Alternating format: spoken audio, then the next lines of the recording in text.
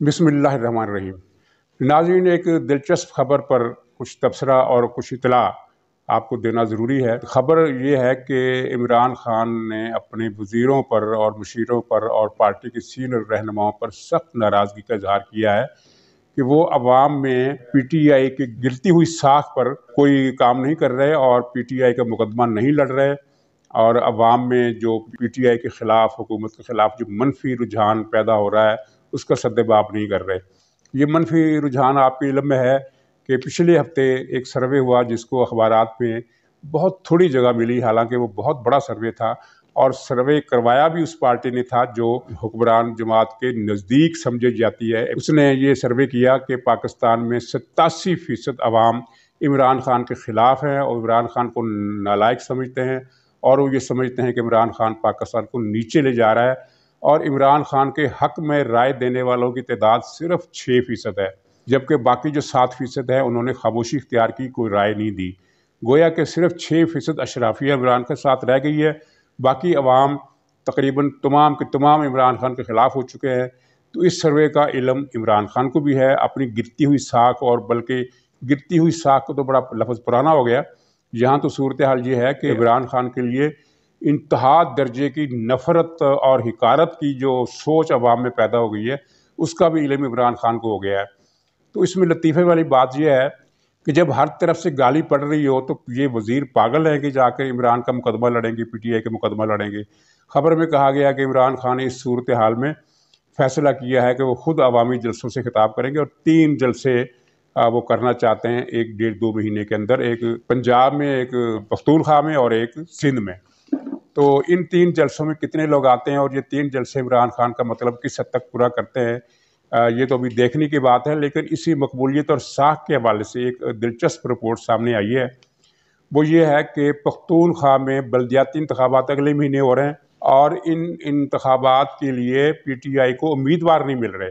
यानी हर जगह की तो बात मैं नहीं कर रहा, लेकिन बहुत सारे मुकामात पर उनको उम्मीदवार नहीं मिल रहे। फ़िलहाल 3 या 4 ज़िलों में मरहलावार ये बल्दियाती इलेक्शन होंगे। पहले मरहले में 3 या 4 ज़िलों में हो रहे हैं, तो उनमें से अक्सर हलकों में PTI को उम्मीदवार नहीं मिल रहे।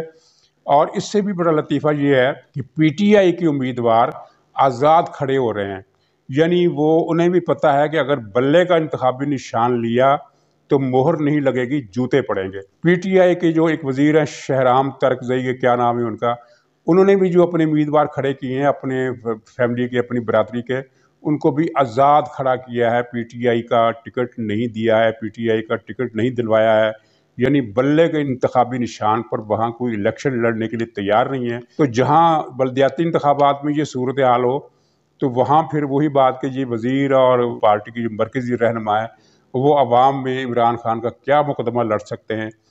और नाज़रीन, ये सूबा पख्तूनख्वा वो सूबा है जहाँ PTI 8 साल से हुक्मरान है। चुनांचे सबसे ज़्यादा तबाही पख्तूनख्वा में आई है। पिछले 3-4 महीने पहले एक जो सर्वे आया था, आलमी इदारों की रिपोर्ट आई थी गुर्बत के हवाले से, तो उसमें बताया गया था कि सबसे ज़्यादा गुर्बत इस वक्त पख्तूनख्वा में, यानी सिंध से भी ज़्यादा गुर्बत की शरह है। और इमरान ख़ान ने उसी ज़माने में ये झूठ बोला था कि पख्तूनख्वा में गुर्बत हमने ख़त्म कर दी है या बड़ी हद तक ख़त्म कर दी है। हालांकि हकीकत में पख्तूनख्वा सूबे में गुर्बत दूसरे सूबों के मुकाबले में ज़्यादा बड़ी है।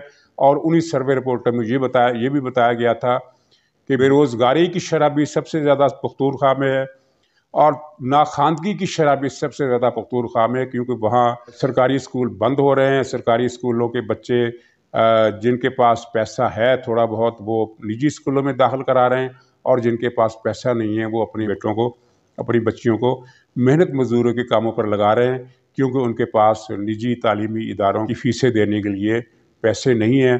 चुनांचे गुर्बत हो, पसमानदगी हो, बेरोज़गारी हो, नाखानदगी हो, हर लिहाज से पख्तूनख्वा जो है पाकिस्तान के बाकी चारों सूबों पर बाजी ले गया है।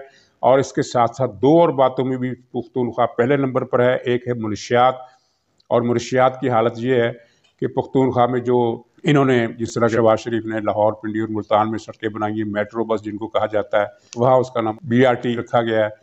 तो उसकी जो सड़क है, यानी जो ऊपर से गुजरती है और उसके नीचे जो जगह होती है, तो वहाँ नीचे जगह जगह منشیات کے عادی افراد کے ہجوم دن رات وہاں بیٹھے رہتے ہیں. جتنی خالی جگہ ہے وہاں آپ کو منشیات فروشوں کے اور منشیات استعمال کرنے والوں کے ہجوم نظر آئیں گے، اور ان کو کوئی وہاں روک نہیں رہا. ان کی فلمیں، ویڈیو آپ نے دیکھی ہوں گی نیٹ پر، سوشل میڈیا پر. ان کی تصویریں بھی اخبارات میں چھپی ہیں غیر نمایاں، لوکل اخباروں میں صبح 2 پر، اور پنڈی لاہور کے اخباروں میں تو خیر اس کا ذکر زیادہ نہیں ہوتا، بہت کم وہ ان کا ذکر ہوتا ہے. لیکن آپ اگر پختونخوا جائیں یا پشاور کے کسی آدمی سے ملیں تو وہ آپ کو بتائے گا کہ منشیات کی یہ حالت ہے. اسی طرح جرائم بھی صوبہ پختونخوا میں آبادی کے ریشو کے لحاظ سے سب سے زیادہ ہے، اگرچہ پنجاب میں اس وقت جرائم کا ایک طوفان آیا ہوا ہے. پرسوں ہی لاہور کی لوکل خبریں نشر کرنے والا چینل ہے سٹی 42، اس نے یہ رپورٹ دی تھی کہ 3 دن کے اندر لاہور کے مختلف علاقوں میں کوئی ڈکیتی کی 236 وارداتیں ہوئی ہیں. اندازہ کریں کہ اتنی وارداتیں پاکستان میں کسی بھی شہر میں اس سے پہلے اتنی بڑی تعداد میں کبھی ہوئی نہ کسی نے سنی، نہ کسی نے دیکھی، نہ کبھی رپورٹ ہوئی. تو ڈکیتی اور جرائم کے لحاظ سے تو پنجاب بھی بہت زیادہ ایک جہنم کا منظر پیش کر رہا ہے. ڈاکو حضرات اور جرائم پیشہ افراد جو ہیں وہ بالکل کھلے عام سرے عام ہر جگہ گھومتے ہیں، کوئی ان کو پکڑتا نہیں ہے. اس لیے نہیں پکڑتا ہے کہ ایک تو پولیس کو انہوں نے سیاسی بنا دیا ہے، دوسرے یہ ہے کہ پولیس میں اتنے تبادلے کیے گئے ہیں کہ ایک افسر اپنے علاقے کے بارے میں کچھ جانکاری معلومات لینے کی کوشش کرتا ہے اور ابھی اس کا عمل مکمل نہیں ہوا تو اس کا تبادلہ ہو جاتا ہے. لیکن بڑی وجہ جو ہے تبادلوں سے زیادہ اس کو سیاسی بنا دینا ہے. سیاسی مخالفوں کے پیچھے لگائی ہوئی ہے ساری پولیس، یا پھر وہ بزدار کو پروٹوکول دینے میں لگی رہتی ہے. تو اس طرح پنجاب میں جرائم کی صورتحال یہ ہے. لیکن آبادی کی جو شرح ہے، آبادی کو جو ریشو ہے، اس کے حساب سے پختونخوا جرائم میں بھی سب سے زیادہ ہے. اور پھر اس کے بعد یہ دہشت گردی جو پختونخوا میں تقریباً 95% تک ختم ہو گئی تھی، اب تقریباً روزانہ کی بنیادوں پر وہاں دہشت گردی ہو رہی ہے، وہاں بھی اور بلوچستان میں بھی. دونوں جگہ پر وجوہات مختلف ہیں، لیکن پیچھے منبع ایک ہے عمران خان کی سوچ اور مفاد. Imran Khan T T P کا سرپرست پہلے بھی تھا، اب بھی ہے. پچھلے الیکشن میں اس نے ٹی ٹی پی کے ذریعے جو وارداتیں ڈلوائیں وہ آپ کے علم میں ہے. ٹی ٹی پی نے عمران خان کے مخالفوں کو پختونخوا میں چن چن کر مارا، قتل کیا، بموں سے اڑایا، خودکش حملوں کے ذریعے اڑایا، فائرنگ کے ذریعے اڑایا. اس طرح پی ٹی اے کے لیے میدان صاف کیا. اور بلوچستان میں عمران خان کا انٹرسٹ کیا ہے؟ آپ نے دیکھا کہ جب سے یہ حکومت میں آیا 3 سال سے بلوچستان میں بدامنی دن بدن بڑھتی جا رہی ہے، دہشت گردی بھی بڑھ رہی ہے اور دوسرے جرائم کی وارداتیں بھی بڑھ رہی ہیں. تو یہ اس کا ایک ہی مقصد نظر آتا ہے، وہ یہ ہے کہ بلوچستان میں کبھی امن ہونے ہی نہ دو، کیونکہ امن ہو گیا تو پھر سی پیک کا معاملہ اٹھے گا اور لوگ مطالبہ کریں گے کہ سی پیک کو بناؤ.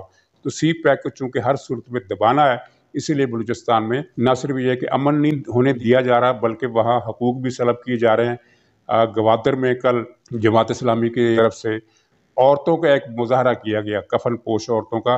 وہ گوادر کی تاریخ کا بلکہ پاکستان کی تاریخ میں عورتوں کا اتنا بڑا مظاہرہ کسی شہر میں نہیں ہوا جتنا وہاں کیا، اور ان خواتین کا ایک ہی مطالبہ تھا کہ ہمیں ہمارا حق دیا جائے. تو عمران خان نے بلوچستان کے حقوق سلب کر رکھے ہیں اپنی کٹھ پتلیوں کے ذریعے. یہ سنجرانی ٹائپ اور باپ ٹائپ جن کے لوگ ان کا ظاہر ہے اپنی سرزمین سے کوئی تعلق ہے، نہ واسطہ ہے، نہ ان کی پاکستان سے وفاداری صحیح معلوم ہوتی ہے، نہ بلوچستان سے ان کا کوئی محبت کا رشتہ معلوم ہوتا ہے.